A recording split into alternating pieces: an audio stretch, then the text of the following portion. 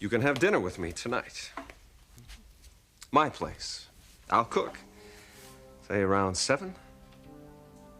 I'm looking forward to it, Karen.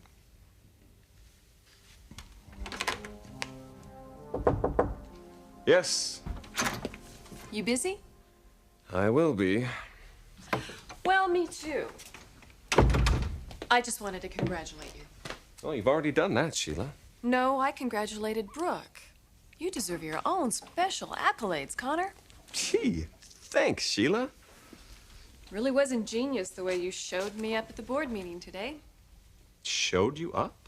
Oh, yes, keeping me off balance, playing me against the Forresters. Wow. Did I do all that? Of course, I was ready for the challenge. Now, that part I don't quite recall. I'm not going to let you get the better of me, Connor. I know you'll give it every effort. I'm sure of that, but it won't happen. I'm always going to be one step ahead of you. I'm very fast on my feet. Yeah, you definitely are slippery. You only embarrass yourself when you pull the kind of stunt you pulled today. It wasn't a stunt, Sheila. You did it all by yourself. You offered your opinion. All I did was clarify as to whether or not you were speaking for the entire Forrester family. I know you weren't speaking for Brooke. I was trying to calm some very turbulent waters. If you had a brain half the size of your ego, you would have seen I was making some progress. Now whose ego is talking? We don't need you to calm turbulent waters, Sheila. Oh, yes, you do, Connor. You have no idea how to communicate with the Forrester family. I'm an expert at it. Manipulation is your area of expertise, Sheila, not communication. Oh, good. There you are. Come on. I have something to show you. What? Your new office. It's right across from mine. I hope you like it.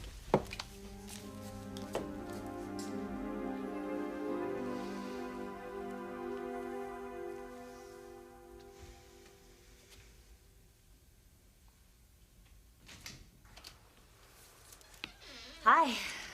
Was that your dad I saw leaving? Oh, yes, it was. Checking up on the investment, huh? More like checking up on me. So it's great to see you out of the hospital. Yeah. You don't seem very happy about it. Happy isn't exactly in my vocabulary these days. Why not? Mom didn't tell you? Karen, I caused the accident. I was drinking. And fortunately, Kevin is gonna be okay. Oh, Macy. Yeah, oh, Macy. What a complete and total fool you are. No, that's not at all what I was thinking. Oh, you didn't have to say it. That's been my mantra. I lied. I lied to everyone. But especially to myself. And now I am going to have to pay the price. Look, I'm sorry to lay all this on you. No, it's okay. No, it's not okay. Those two are absolutely despotic. They're trying to run this company like a dictatorship. How was your day? A whole lot better than yours. You could have gotten run over by a bus and it would have been better than mine. You know, that's what I love about you, that chipper sense of humor. What's making you so affable? Hey. You want to hear a really great joke? No, not really. What do you call a lamb with no head and no legs? What? A cloud. That's very funny. Want to hear another one? No, please, no. It's nasty. Not even one of those. Oh, sweetheart, what can I do to make you feel better? Just give me one of these.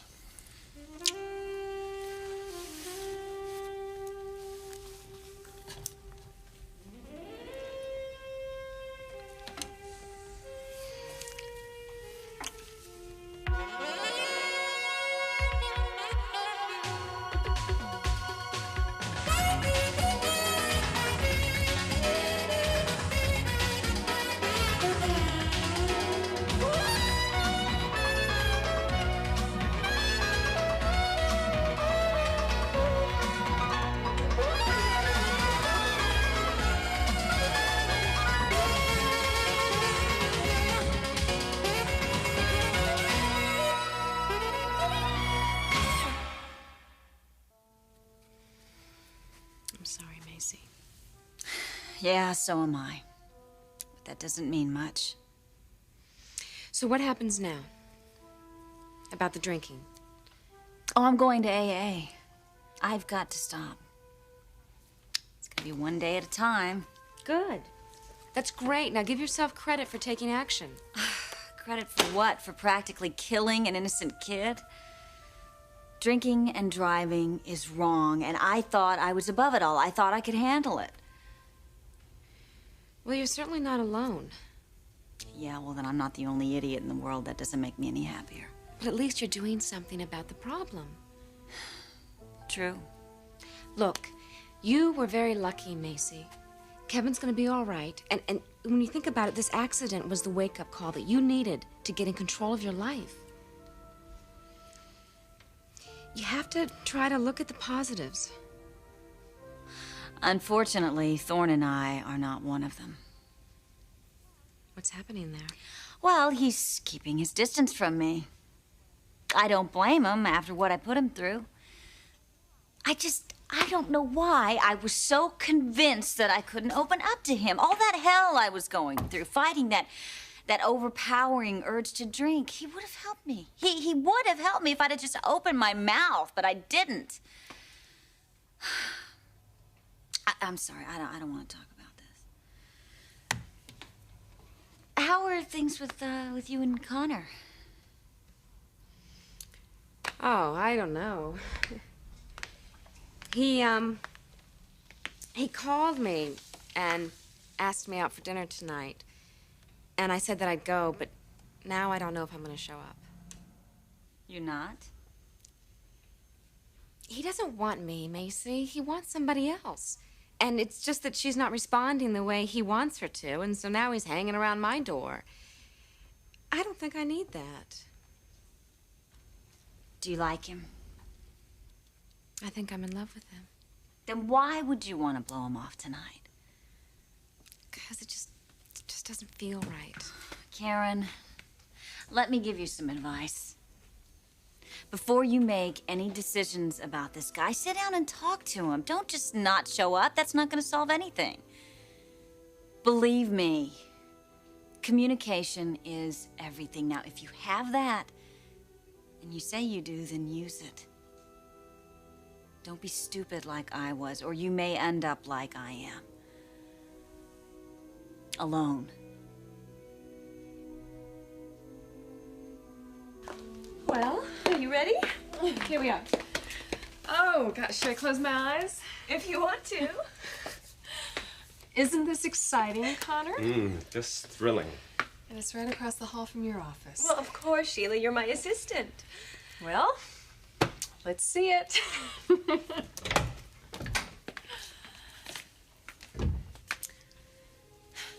I know this office is kind of small, but it's the best we could do for right now.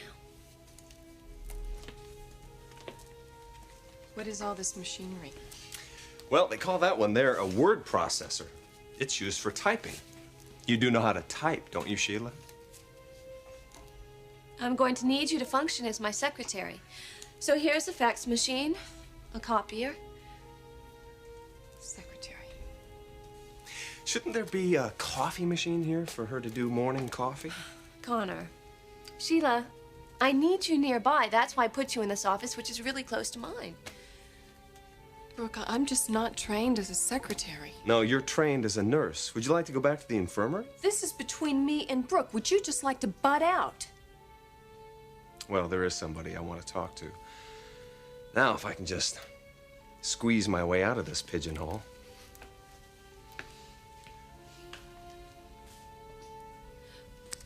Brooke, please don't do this to me. Please don't make me a secretary. I'll wilt if I'm stuck in here day to day pushing papers.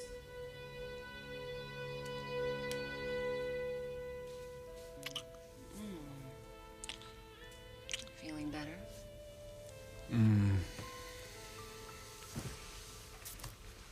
Oh, my.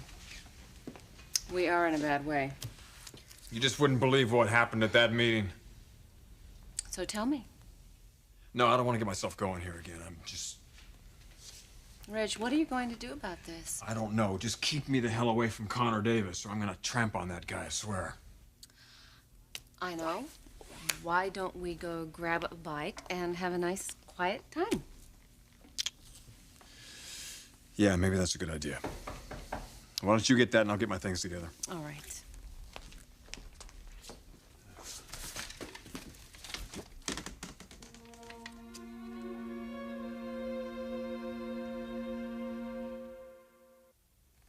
Honey, who is it?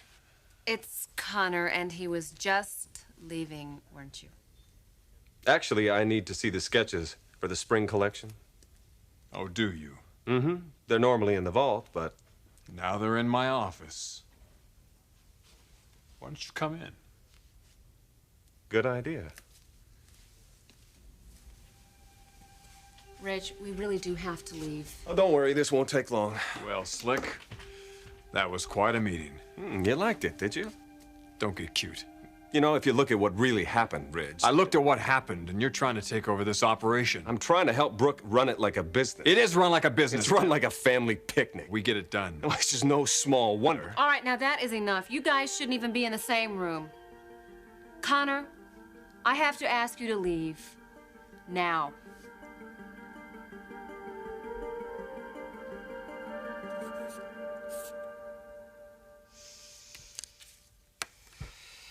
Well, Macy, you're right when you say that communication is the key to a successful relationship. So we shall see.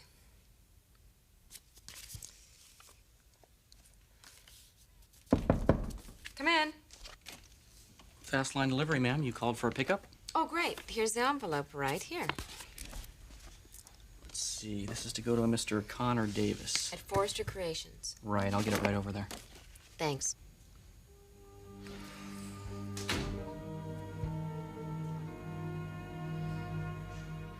Brooke, I thought I was going to be your assistant.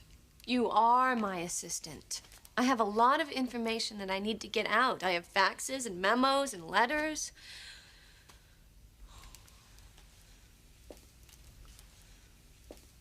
I barely know how to type.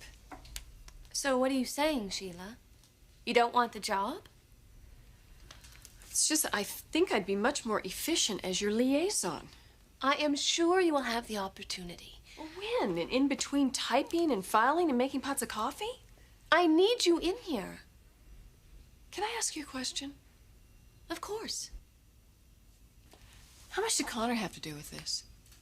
Connor, It's his idea to put me in here, wasn't it? you and Connor really don't get along, do you?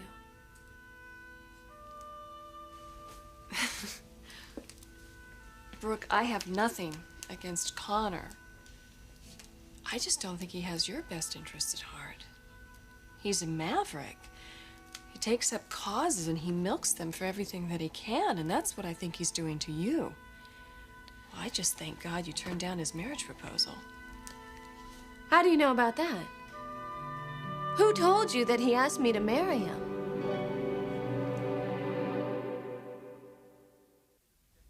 Just get me the sketches and I'm out of here. I'll get it. You really expect Dad and me to make these schedules of yours? They're not my schedules, Ridge. They're Brooke's. Bull, you're behind it. You're behind all of it. I am her attorney. And that's all you're ever gonna be to her. You know, this proprietary attitude you have toward Brooke and her children, isn't it a bit insulting to your wife? Connor. No, really, I'm curious. He doesn't want Brooke to see any other men? Men, I don't mind, but you don't fall into that category. What is it, Ridge? You expect Brooke to pine away after you her entire life? Oh, come on, Connor. You're really asking for it. Come on. Reg. He always acts this way when I hit the target. Not even close. No? All right, you two are acting like children. Please stop Dad and it. I aren't gonna work this way. You have to. You don't have a choice. Oh, that's where you're wrong. We do have a choice, especially since we're the ones that designed the collection. I'm not gonna waste my time arguing with you, Ridge. The fact is, there will be a new schedule, and either you meet it, or the ship sails without you. And how's it gonna do that, Davis? You submit a design on schedule, and it makes the collection. If it comes in after the deadline, well, it ends up in there. You better get to work, pal. Time's a wasted.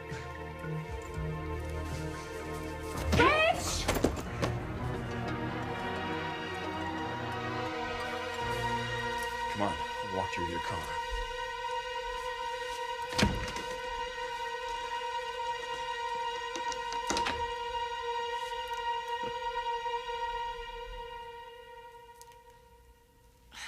Brooke, word gets around. I'm not the only person that knows Connor asked you to marry him.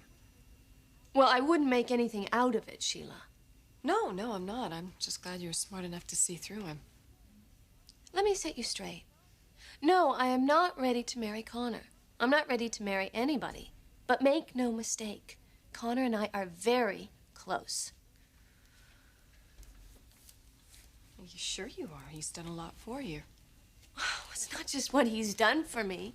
We're connected. We relate very well. And in many ways, I love him. Love? Yes, love. He's very kind, Sheila. He's honest. He's sincere. Connor has never lied to me, Sheila. He's never held anything back. How many men do you know like that? Yes, me neither. Connor is a gem. He would never do anything to hurt me. And one of these days, I may just very well marry him. So please, Sheila, no bad talk about him, okay? He's extremely important to me, and I want you to remember that.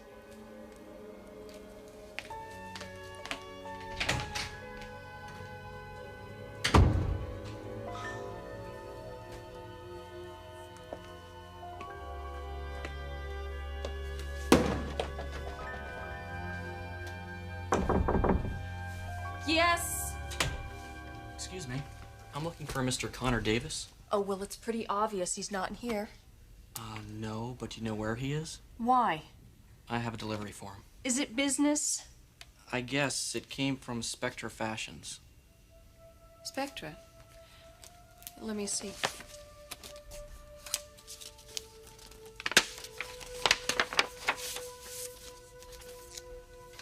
Karen Spencer.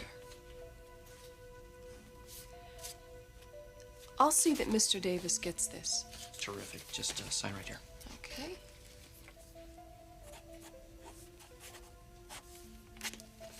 Thanks. Mm-hmm.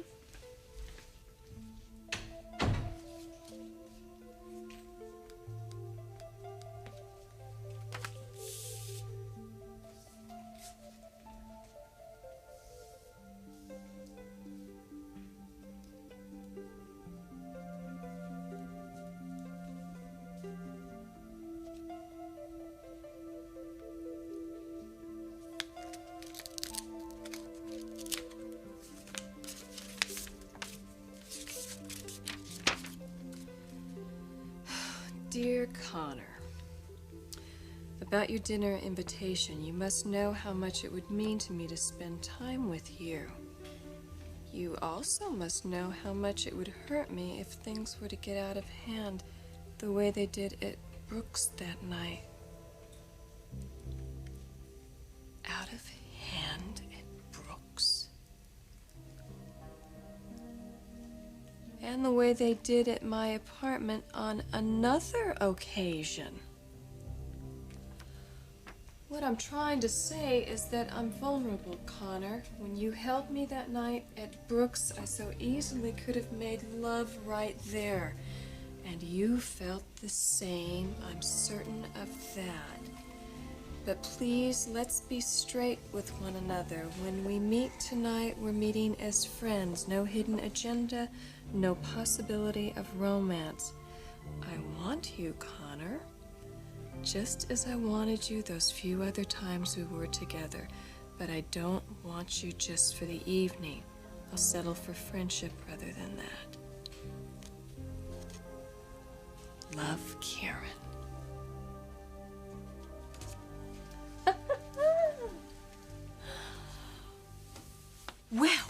Well, what a jewel, and it just happens to fall right into my hands.